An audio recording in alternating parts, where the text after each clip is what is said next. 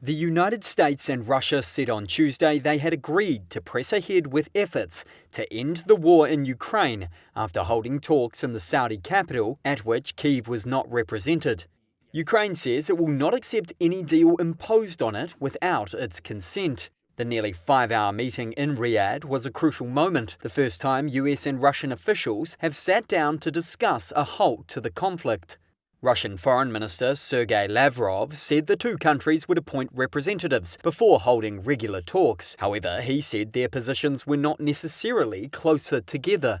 US Secretary of State Marco Rubio said all sides would need to make concessions to end the 3-year-old war. The European Union is going to have to be at the table at some point because they have sanctions as well that have been imposed. But I guess the point here is the goal is, and we agreed on what the goal is to bring an end to this conflict in a way that's fair, enduring, sustainable, and acceptable to all parties involved.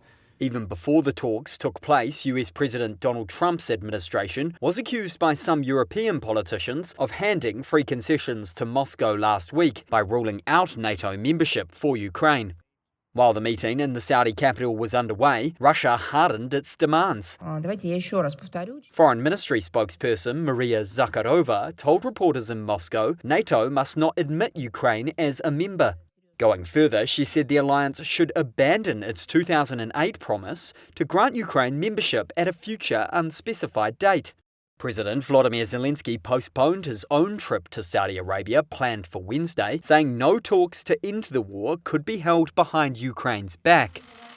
The fast-moving diplomacy, beginning with a Putin-Trump phone call only 6 days earlier, has triggered alarm across Europe that the two leaders could cut a quick deal that rewards Moscow for its invasion.